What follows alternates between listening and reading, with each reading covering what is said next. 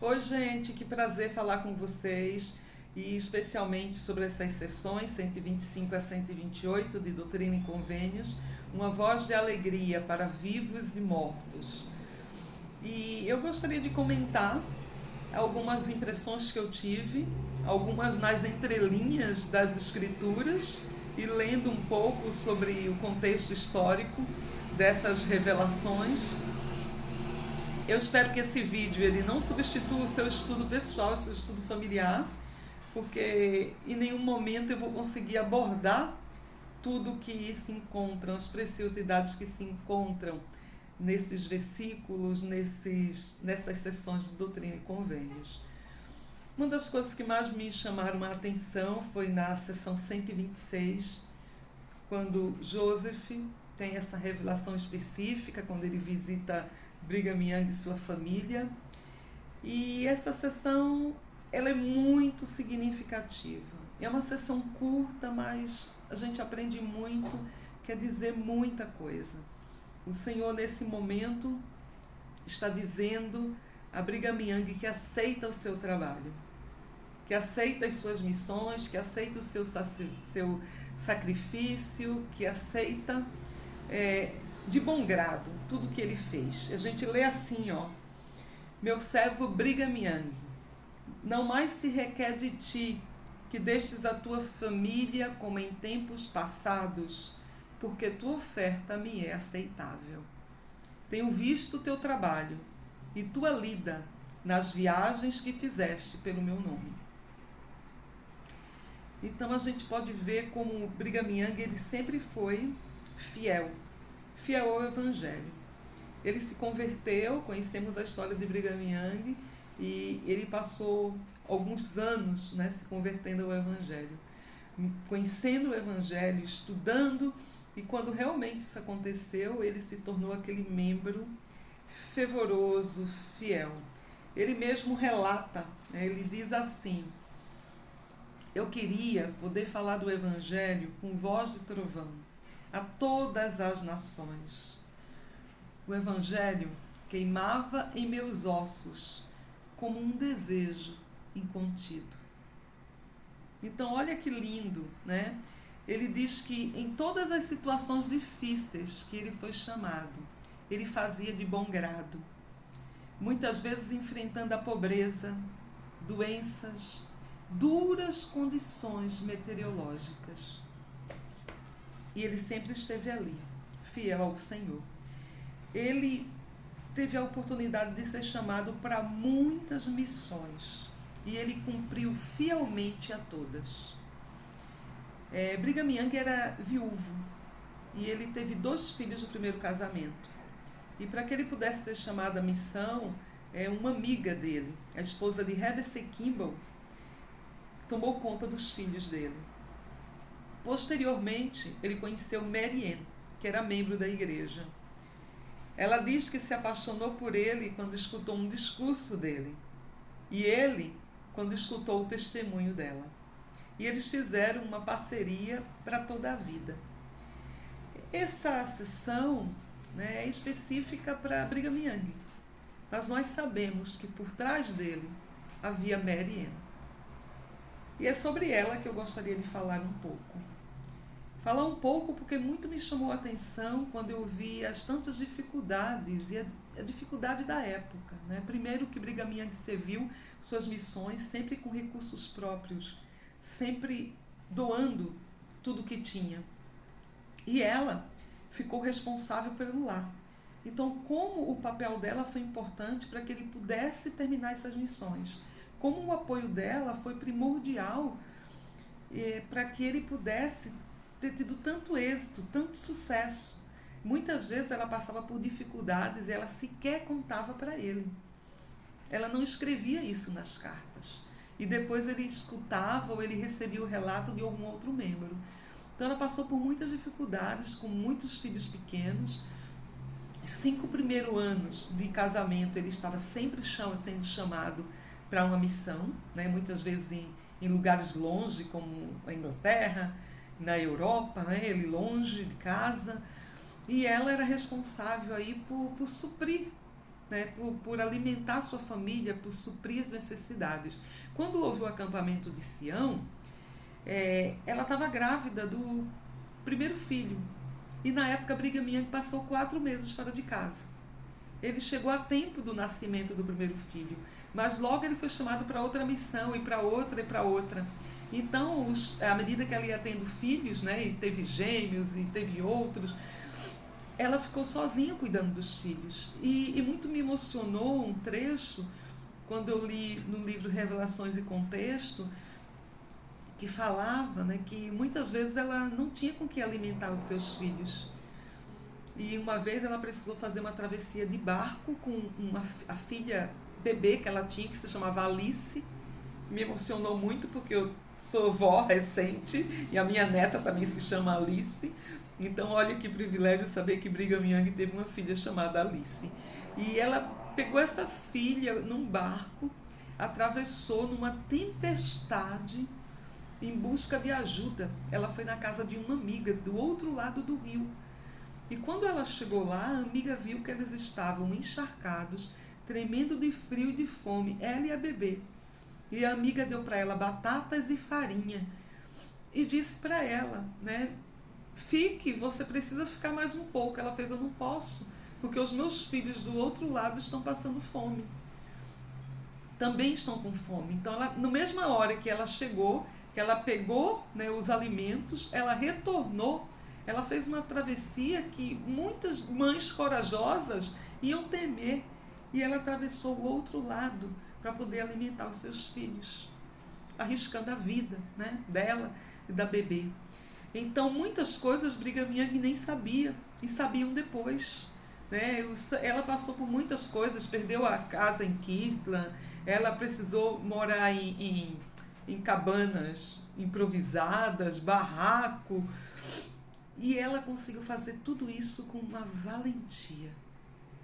A valentia que se espera de alguém que realmente tem um testemunho que Cristo vive, que esse é o seu evangelho. E que se o preço for a vida, precisamos estar dispostos a dar. Mas eu fiquei pensando, né, sobre o papel de uma mulher, sobre a importância que teve as mulheres na história da igreja, em todas as épocas da humanidade, como mulheres que se erguem e vozes de retidão e justiça podem fazer a diferença no mundo. Quando nós deixamos a nossa luz brilhar, né? E mesmo que nessa sessão não tenha escrito Mary Ann, né? Por trás dela, por trás dessa sessão estava o nome dela, né? E certamente escrito na eternidade, porque ela foi aquela companheira fiel que apoiou o profeta em tudo, em todas as coisas. E ela ainda se sentia mal porque ela dizia, ele vai chegar de uma missão e não tem o lar que eu gostaria que ele tivesse, a casa que ele gostaria, o conforto que eu gostaria de dar para ele. E ele, de igual modo, quando ele chegou, né, de uma de suas missões, a primeira coisa que ele fazia era pegar provimentos, madeira, juntar as coisas que podia para poder organizar a sua casa, para poder deixar os seus filhos numa situação mais confortável. Então, olha só, quando a gente vê uma sessão tão curta, mas o Senhor diz para ele, tenho visto o teu trabalho e tua lida nas viagens que fizeste pelo meu nome. Quando o Senhor diz assim, ó, não se requer de ti que deixes mais tua família em tempos passados, como em tempos passados, porque tua oferta me é aceitável. Então isso ganha um significado imenso.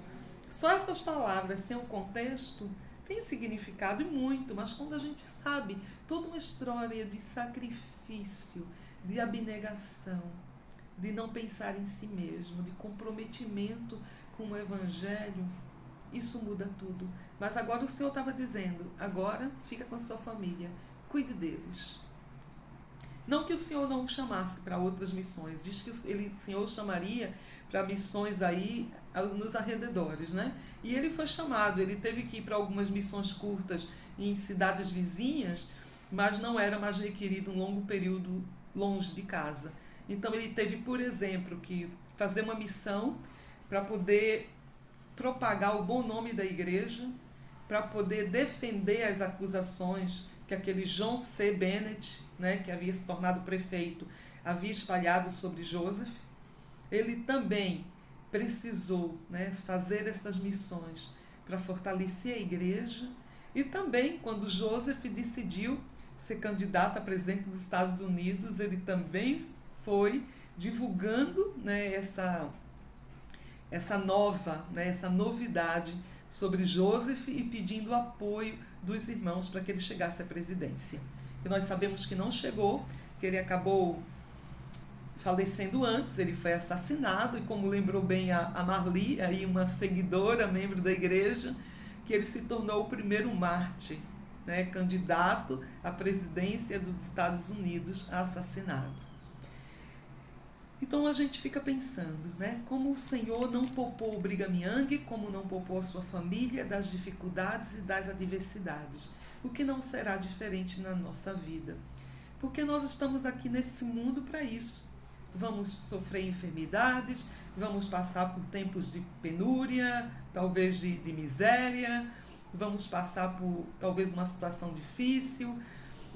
Enfim, todas essas coisas serão para o nosso bem, nos servirão de experiência. Na história de Brigham Young, as tribulações o fortaleceram. A partir desse momento, ele ficou muito mais tempo ao lado de Joseph, ele foi o apoio que Joseph precisava nesses tempos difíceis, e como o Senhor sabia todas as coisas, ele acabou sendo o sucessor. O profeta que substituiu Joseph, que foi aquele considerado metaforicamente ou comparativamente como Moisés, aquele Moisés que guiou os santos à terra prometida, que guiou ao lago salgado, assim como fez Moisés no Antigo Testamento, liderando os santos pelo deserto, né, a essa terra prometida. Então a gente vê como Brigham Young ele foi tão importante, foi o profeta sucessor de Joseph, aprendeu com ele, viveu e esteve com ele nos últimos dias, né, vamos dizer assim, da sua experiência mortal. E o Senhor prepara todas as coisas antes. Quando a gente vai para as sessões 127, 128, de igual maneira são maravilhosas, a gente vê a perseguição da igreja que cresceu muito, né? E Joseph havia se tornado muito impopular. Qualquer coisa que ele dizia, por ele defender a bandeira da retidão, ele era acusado, e ele foi acusado muitas vezes injustamente.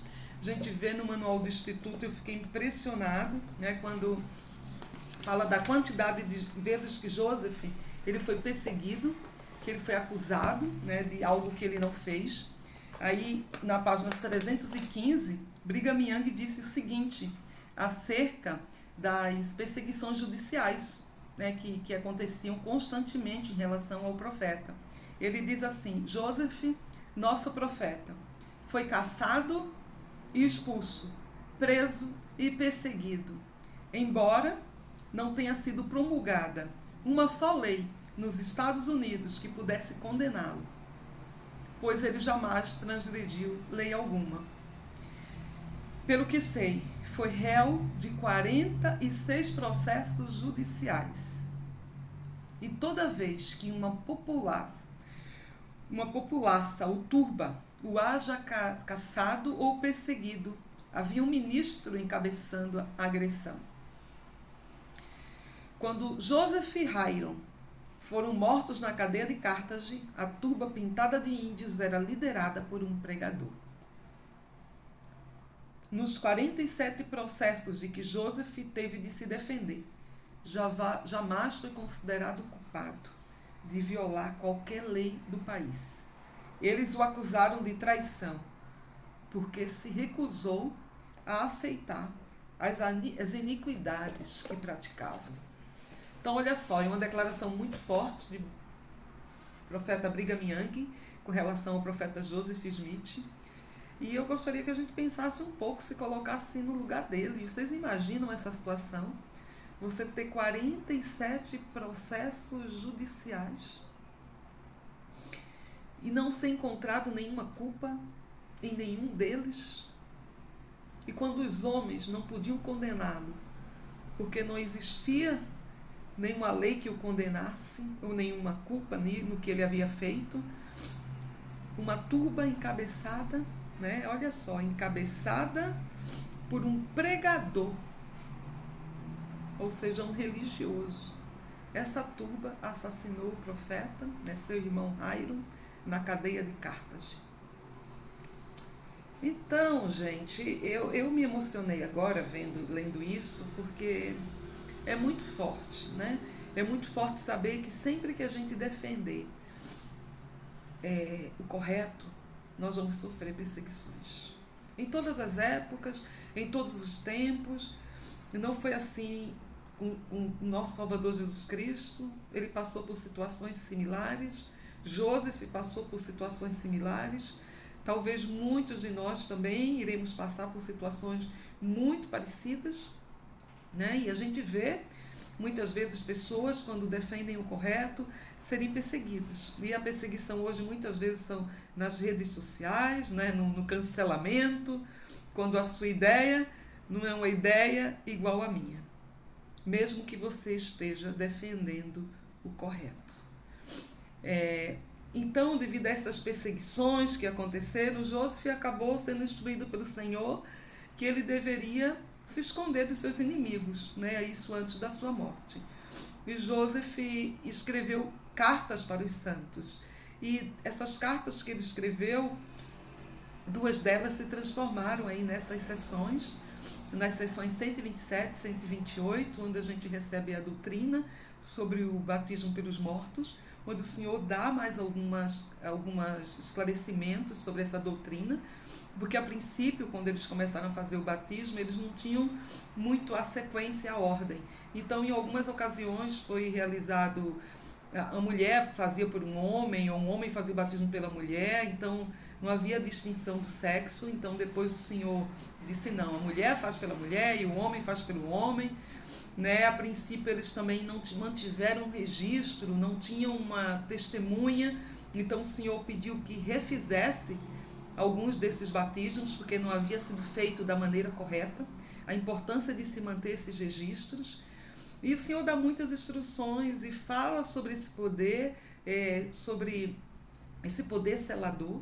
A gente sabe que o profeta Elias trouxe essas chaves, essa possibilidade, né?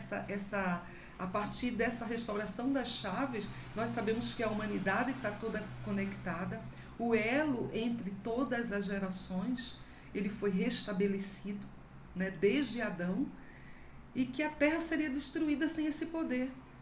Imagina se nós somos seres isolados e não estamos conectados como famílias, ou que depois da nossa morte não teremos esse privilégio de estarmos juntos, essa oportunidade. Então essa humanidade estaria destruída, estaria dispersa.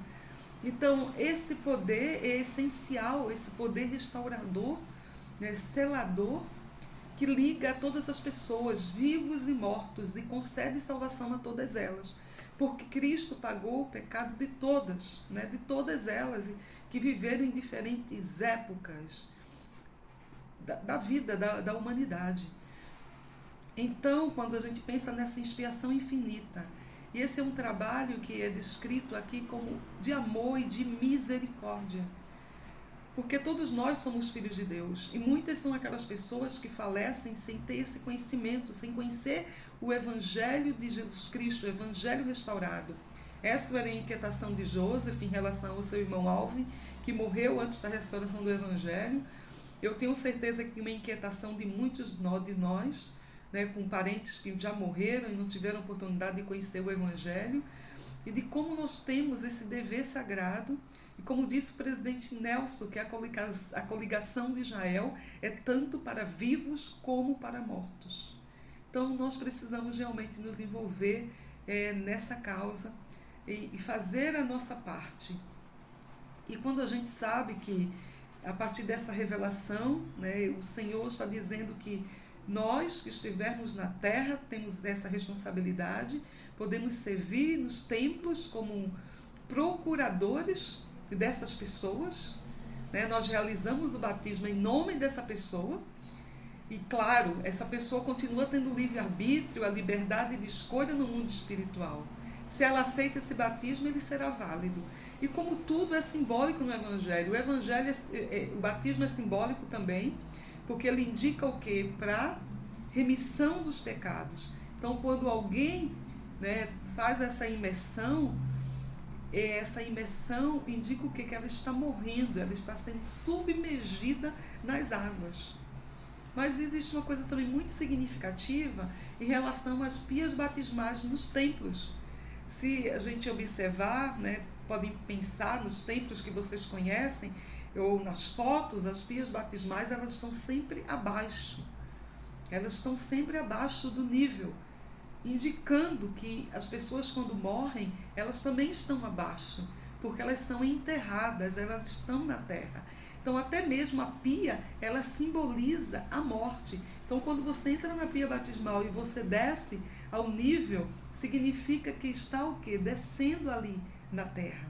E quando faz esse batismo por imersão, significa que essa vida passada está sendo deixada para trás, e quando nós levantamos, significa a ressurreição, que todos nós ressuscitaremos um dia.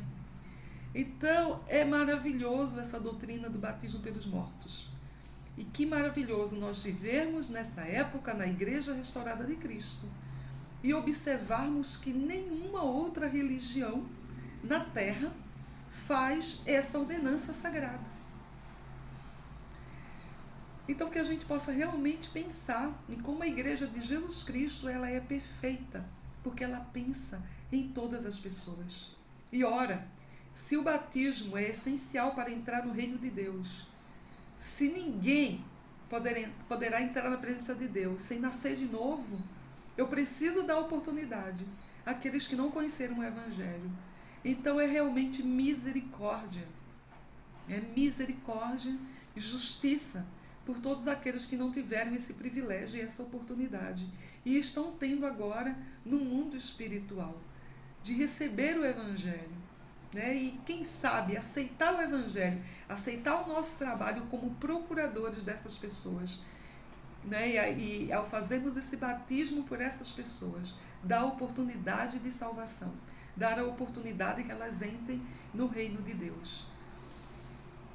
Então, pensar no Evangelho como o Senhor se preocupa com todas as pessoas, em todas as épocas, é maravilhoso. É maravilhoso. Pensar nessa coligação entre vivos e mortos. E principalmente nesses últimos meses, esses últimos quase 2 anos aí que vivemos situações tão difíceis com o coronavírus, né? Onde vimos tantas pessoas morrerem, perdemos amigos, muitos perdemos entes queridos.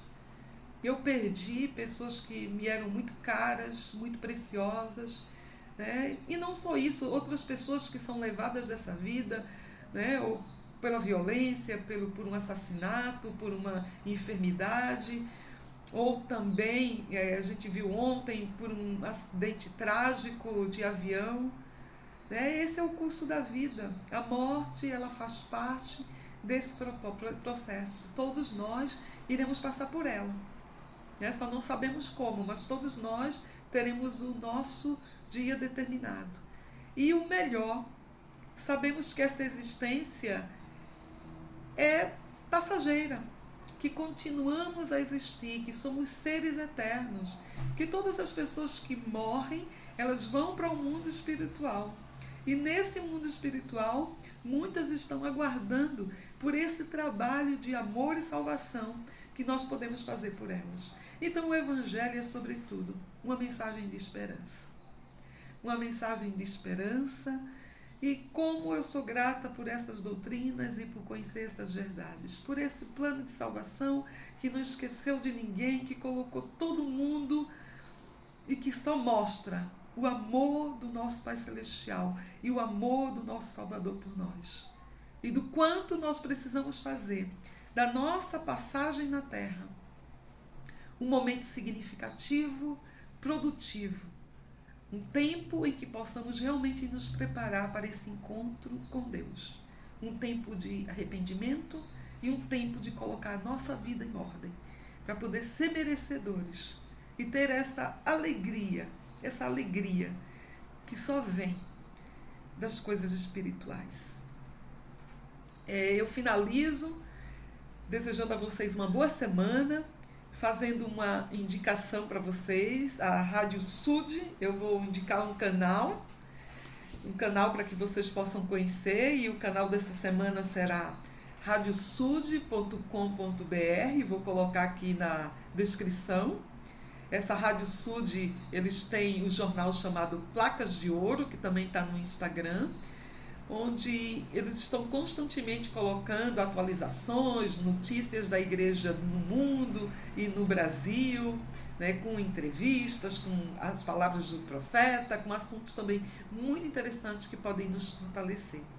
E é isso, gente, uma boa semana, que o Senhor nos abençoe a todos.